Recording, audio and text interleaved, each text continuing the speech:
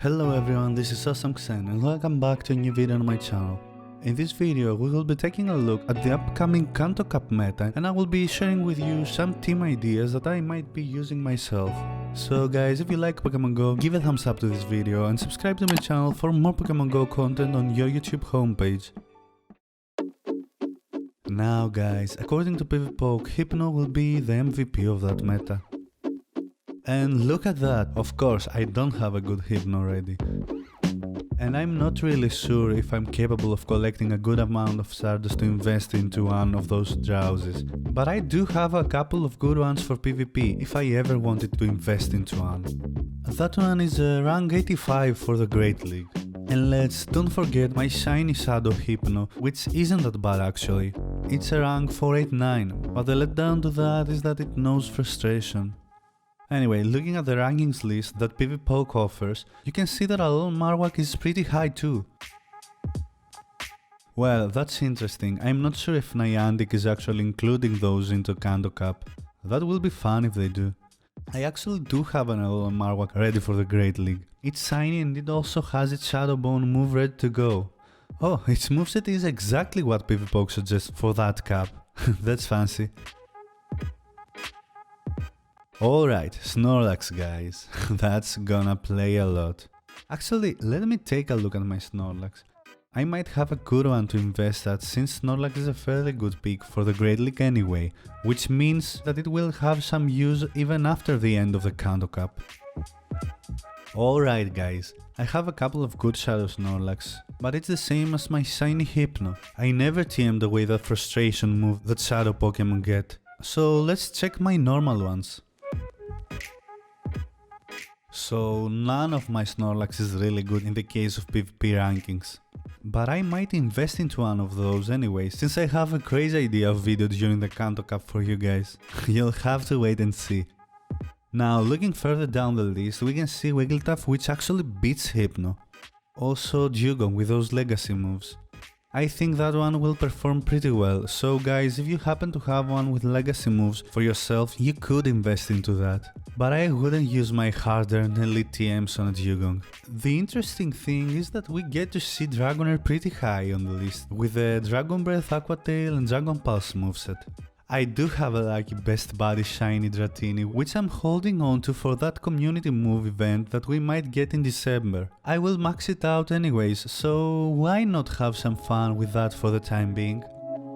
Lickitung is gonna be strong too, Lapras with that Ice Shard of course.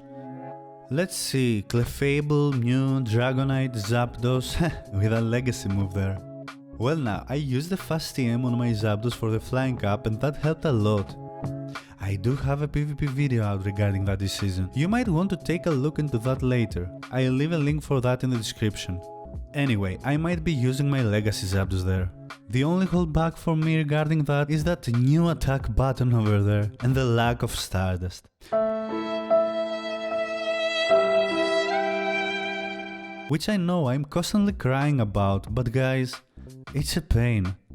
Anyway, if you're going to play Zapdos, I believe that you wanna run Drill Peck for those grass types of that meta.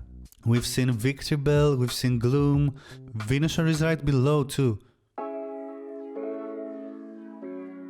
Beedrill is gonna be strong as well against those grass types, and of course, don't forget our charm users. Wigglytuff is gonna play a lot guys. You see, Jigglypuff Spotlight Hour is right around the corner, so everyone should be able to catch a good ranking one to use in the Kanto Cup. But if you're using Beedrill, you will need to run Drill Run on it to be able to threaten its bad matchups, like let's say the Alolan forms of Marowak and Sandslash, which both are weak against ground type moves. And the list goes on and on and on with some interesting picks there.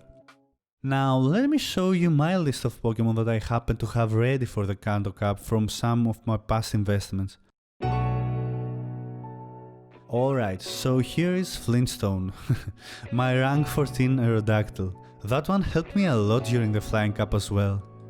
That rank 6 Pidgeot over there, that happens to know Gast, I evolved it during the Go Battle League night and I'm really looking forward to testing that thing out during the Kanto Cup. I got a feeling that it's gonna be really good. My rank 12 Tentacruel. I don't know, it's really way down into PvPoke's list for the Kanto Cup. Maybe because of the fact that there weren't many fairy-type Pokemon in Gen 1 to begin with, and Tentacruel is a really good counter for fairies. But who knows? We'll see. Jack Sparrow. That's my rank 16 Fearow, which I caught during the Spearow Spotlight Hour. I got my Mew over there. It does need an extra move to be viable, but it's already on the CP cap for that upcoming Kanto Cup. Let's see... oh, my Alolan Raichu. Again, if Alolan Pokemon are allowed, I'll be using that with a Psychic Charge move, since not many Dark and Steel types will be around during that particular cup to resist that Psychic damage.